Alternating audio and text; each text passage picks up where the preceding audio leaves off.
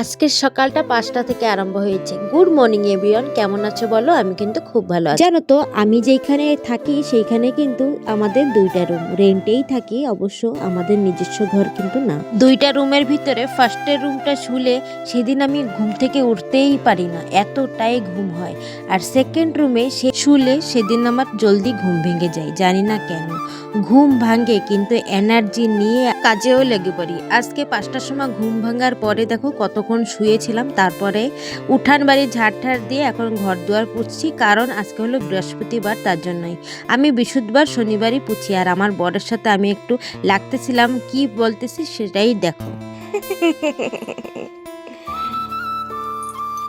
রূপা রূপা রূপা রূপা রূপা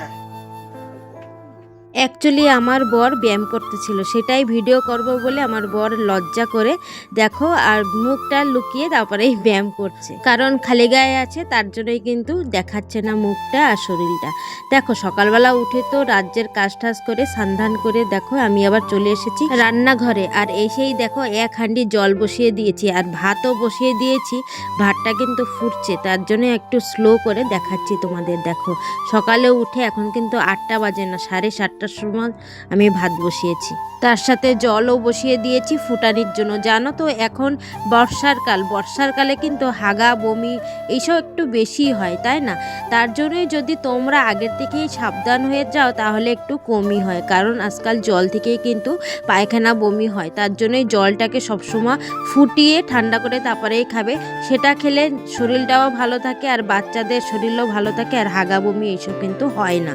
আজকে বৃহস্পতিবার কি রান্না করব ভাবতেছিলাম। আমাদের এখানে হাট বসে, আমার বর তো সকালে উঠেই চলে গিয়েছে দোকানে, আমাকে বলছে রান্নাবাড়ি কমপ্লিট হয়ে গেলে তুমি রেডি হয়ে দোকানে আসো, আমি একটু মার্কেটে যাব, কাজ আছে। আর আমি কিন্তু জলদি খাবো, কারণ আমার পেটটা ভালো লাগছে না। আর ওনার যে কি হয়েছে জানি না, 2 দিন পরেই কিন্তু পায়খানা হয়, তার জন্যই একটু ডাক্তার দেখাতেও যাবে বলতেছিল কটকে। আবারও দেখি কবে যাই, গেলে অবশ্যই তোমাদের সাথে শেয়ার করব। দেখো সকালবেলা কি রান্না করব ভাবতেই তারপরে মাথায় আসলো না, ডাল আর আলু সিদ্ধটারও বসিয়ে দিই, সকালবেলা খাওয়ার পরে তারপরে দেখবো কি রান্না করা যায়, এইটা তো আগে হয়ে যায়। একটা তরকারি বসিয়ে দিয়ে এখন আবার চলে এসেছি এই যে পুঁইশাক গাছের কাছে। জানো তো পুঁইশাক খেতে খুব ভালো লাগে, কিন্তু এই বৃষ্টির ভিতরে কিন্তু পুঁইশাক খেলে আবার যদি পায়খানা হয় তার ভয়টা কিন্তু খাচ্ছি না। তাই দেখো পুঁইশাক তুলতে এসে এই যে আমি আবার পাতা নিয়ে যাচ্ছি, এখন এই পাতা দিয়ে বড়া বানিয়ে তাই খাবো। আর এই বৃষ্টির সময় পাকোড়ি বড়া এইসব ভাজা পোড়া খেতে কিন্তু দারুণ লাগে, খুব ভালো লাগে।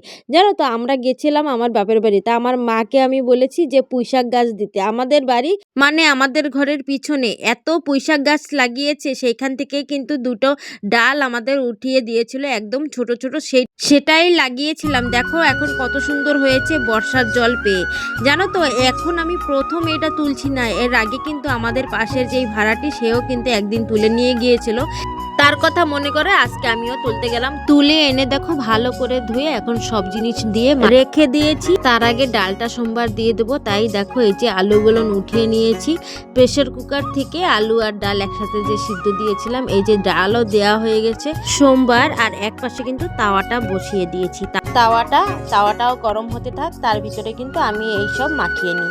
আর কি দিয়েছি এর সাথে চলো তোমাদের সাথে শেয়ার করি। ফার্স্টেই তো পাতাটা ভালো করে ধুয়ে তারপরে কুচি করে কেটে নিয়েছি, আর হলো চাল আতপ চাল বেটে নিয়েছিলাম সেটাই দিয়েছি, আর হলুদ লবণ লঙ্কার গুঁড়ি, বাস এইটা দিয়েই ভালো করে মাখিয়ে নেব। এখন গোল করে পিঠার মতন কিন্তু তাওয়াতে দিয়ে দেবো।